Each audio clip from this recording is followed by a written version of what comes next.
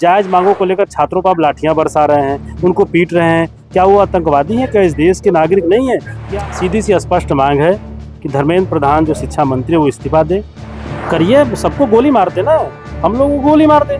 Action क्या है? सीधे सीधे आए और गोली मार दे। आपने तो देखा ना सदन की तस्वीर, ऐसे जो है फोर्स हथियार ताने खड़ी है, जैसे लग रहा है कि बॉर्डर पे किसी आतंकवादी को गोली चलाने के लिए खड़ी है।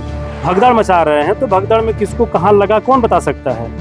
नहीं, ऐसी स्थिति पैदा किसने की? तो पुलिस प्रशासन ने पैदा की। देखिए बारिश हो रहा है, लगभग आप दिन से गए हैं, तबियत पानी बरसने दीजिए। तबीयत तो, हम लोग किसान के बेटे हैं और बारिश और धूप और बरसात सबसे हम लोग झेला है।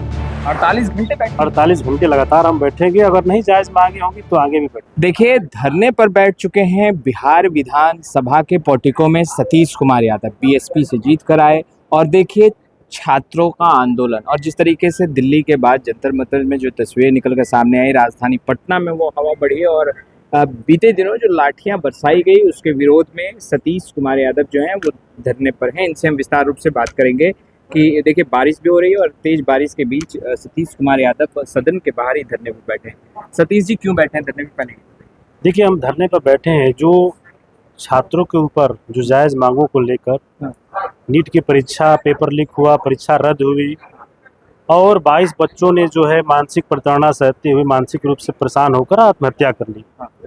लेकिन यह सरकार इतनी गैर जिम्मेवार, तानाशाह और निरंकुश हो गई है कि छात्रों से संवाद करने के बजाय उनके ऊपर लाठियां बरसा रही है।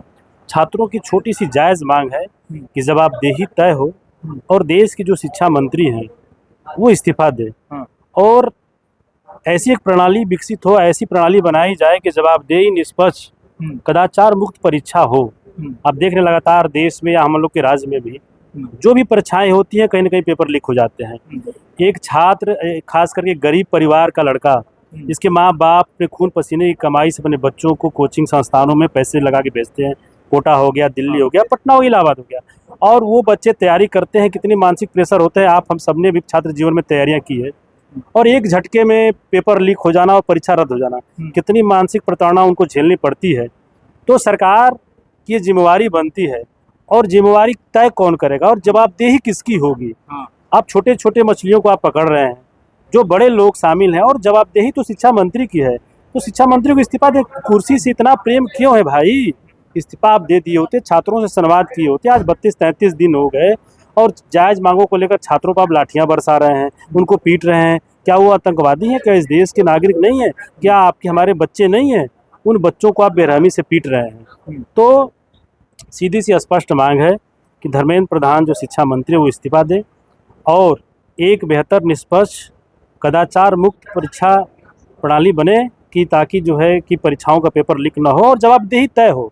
अगर लीक होता है तो ऊपर के लोगों की जवाबदेही तय हो, नीचे के लोगों को नहीं। सदन के अंदर भी हंगामा हुआ, बीजेपी के विधायकों ने जिन शब्दों का उपयोग किया छात्रों को लेकर के, देखिए क्या कुछ हुआ था पहले आप ये देखिए, पिछले 3 दिनों से सदन चल रहा है और सदन में जब मौका ही नहीं मिल रहा है हम लोगों को बात रखने का, तो मैंने तो आज तय कर लिया कि मैं आज सदन में ही नहीं जाऊंगा। मैं आके यहीं बैठ ही गया। मैंने आज सदन में ही मैं नहीं गया, क्योंकि जब हम लोग जनता की आवाज़ को, छात्र नौजवानों की आवाज़ को, किसानों की आवाज़ को सदन में हम लोग नहीं रख पाएंगे तो फिर सदन में बैठने का क्या मतलब? इसलिए मैंने यहीं पे धरने में मंत्री रामकृपाल यादव ने कहा कि छात्र नहीं थे, वो प्रदर्शनकारी जो है वो राजनीतिक ढूंढे।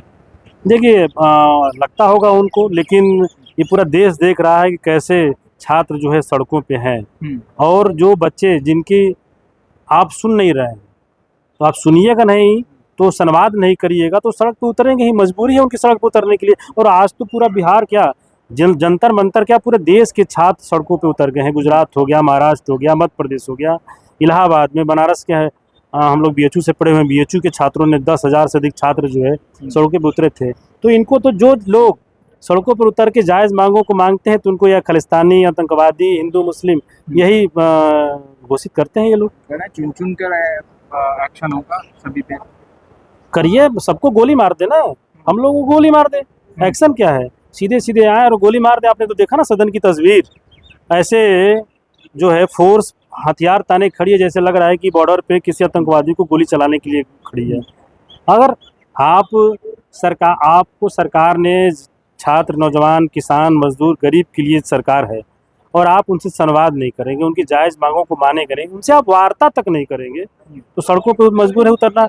और इतना तानाशाही है तो सबको आप गोली मार दीजिए ना, जो आपके विरोध में खड़े हैं, जो भाजपा का विरोध करते हैं, जो प्रधानमंत्री नरेंद्र मोदी का विरोध करते हैं, तो फिर लोकतंत्र का गया। कई कि बाबा साहब ने क्या इसी पथराव हुआ, उसे आप कैसे देखते हैं? क्या चीज़? आंदोलनकारी जो छात्र थे उन्होंने पथराव किया, कई मंत्री रामकृपाल यादव के घर से देखिए पथराव देखिए छात्र शांतिपूर्ण मार्च कर रहे हैं और पुलिस उन पे आंसू गैस छोड़ रही है, लाठियां बरसा रही है, आपने भी देखा।